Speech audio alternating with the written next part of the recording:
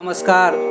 एक बार फिर प्रियदर्शी परिवार के तरफ से आप लोगों की सेवा में एक लोकगीत। एगो पत्नी के पतिदेव अचानक घर से बाहर जाके लॉकडाउन के महामारी में, कोरोना के महामारी में फंस गई लॉकडाउन में। फिर आंधी पांधी भी वो पत्नी के परेशान कैले बा। वो पत्नी अपन दुख कैसे बयां कर रहल बाड़ी। दहल गया है, सहम गया है आज देश विदेश इस कोरोना महामारी ने बदल दिया दुनिया का वेश। कैसे? अरे कैले सलाह नहीं दे गईले पाता रे सजनी। अरे पिया गईले कलकत्ता रे सजनी, पिया गईले कलकत्ता रे सजनी।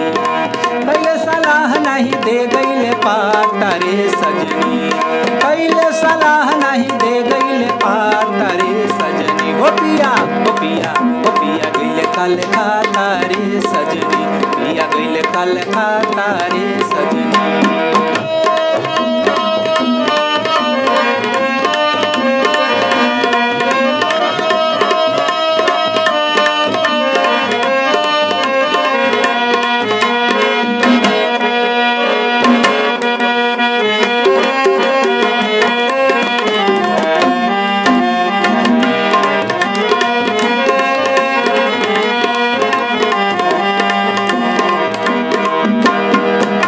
कैसे अपन सारा दुखड़ा बेचारी कहतिया। हे आड़ करी बान्ही बान्ही रहरी के टाटी, घर के दुवरिया पे खड़ा करी खाटी। कहतिया कि आंधी पानी से इतना परेशान हो जाता आदमी। बैरिया चेयरमैन सौजन्य से मंटन वर्मा के तरफ से पूरा गांव के आवाज आ गई बा। लगभग सबके बन गई, हमनियों के आइल बा, लेकिन रउआ अनुपस्थिति के कारण हमनी के नइखे बन पावत। हमनी के दुख झेलतनी जा। कैसे? आड़ करी बान्ही बान्ही रहरी के टाटी, घर के दुवरिया पे खड़ा करी खाटी। हरे ईटाबा के सगरो दियात बाटे हाता, ईटावा के सबके दियात बाटे हाता रे सजनी, ईटावा के सबके दियात बाटे हाता रे सजनी। हो पिया, हो पिया, हो पिया गईले कलकत्ता रे सजनी, पिया गईले कलकत्ता रे सजनी।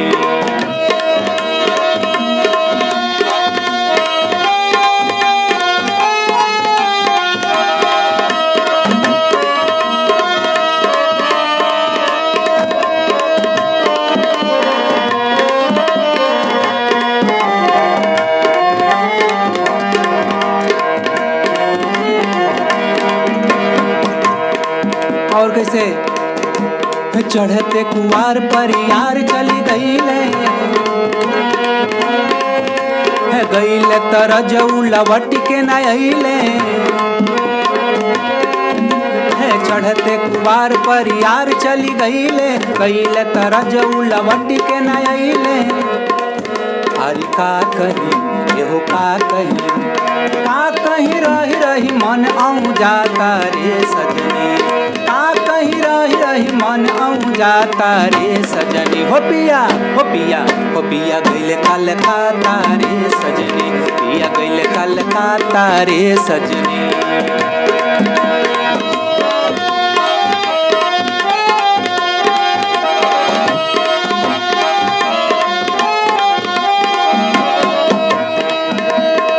अब आगे है सबो बुझात बा कि बाल मना आई।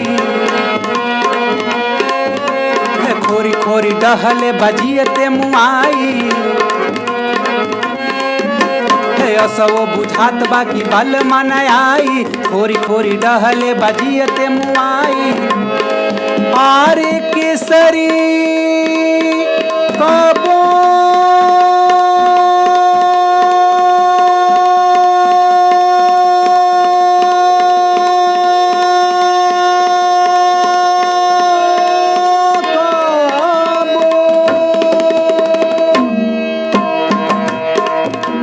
केसरी कबू कबू का पर दुखाता रे सजनी काहे कि यदि रउआ आयो जाता नहीं है कोरोना महामारी में तो 14 दिन खातिर घर से बाहर क्वारंटाइन सेंटर में रहे को पड़ी। ऐसे सुन सुन के बहुत कपार में कभी कभी दर्द हो जाता। केसरी कबू कबू का पर दुखाता रे सजनी केसरी कबू कबू का पर दुखाता रे सजनी हो पिया हो पिया पिया गइले कलकत्ता रे सजनी पिया गइले कलकत्ता रे सजनी गइले कलकत्ता पिया गइले कलकत्ता गइले कलकत्ता पिया गइले कलकत्ता रे सजनी हो पिया गइले कलकत्ता रे सजनी पिया गइले कलकत्ता रे सजनी पिया गइले कलकत्ता रे सजनी।